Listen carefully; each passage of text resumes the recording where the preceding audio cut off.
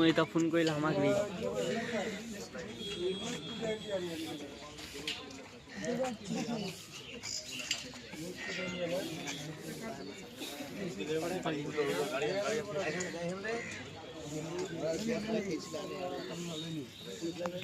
मोटा ले लो। हाँ ओटो बोल मोटा। तेरे तो मुख खाना खाली है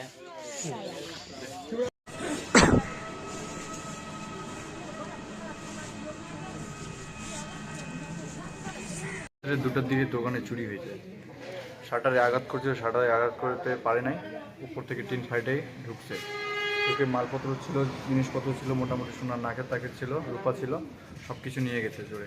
এই দোকান থেকে আবার আমাদের গ্যাস বার করে পাশের দোকানে, কিরানা দোকানে গেছিলো, তালা ভাঙছে, তালা ভাঙে তোমার শাটার কাটতে গিয়ে ওরা জেগে পড়ছে, জেগে পড়ার জন্য ভাগে গেছে ওরা। আর সিটিটিভি ফুটেজে দেখলাম যে 2:34 দেখা যাচ্ছে দুজন এই রাস্তা দিয়ে হাইটে যাচ্ছে, কিন্তু লোকে ভালো মতো চেনানো যাচ্ছে না যারা কে ছিল। তবে মোটামুটি 30 থেকে 40 হাজারের মতো। আপনার নাম? রতন কর্মকার। এটা দোকান আপনার? হ্যাঁ, বাবার দোকান। এখানে প্রায় রাত 3টায় দুর্ঘটনা ঘটেছে, চুরি হয়েছে। তোমার এখানে চুরি হয়েছে? হ্যাঁ, আমার দোকানে চুরি হয়েছে। আমি রাত্রে দোকানেই ঘুমাইছিলাম। তো কীভাবে চুরি হয়েছে?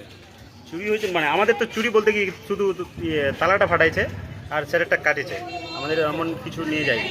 আমার পাশের দোকান যেটা আছে সোনার রূপার দোকান, ওখান থেকেই মানে জিনিসপত্রগুলো নিয়ে গেছে। আপনার নাম?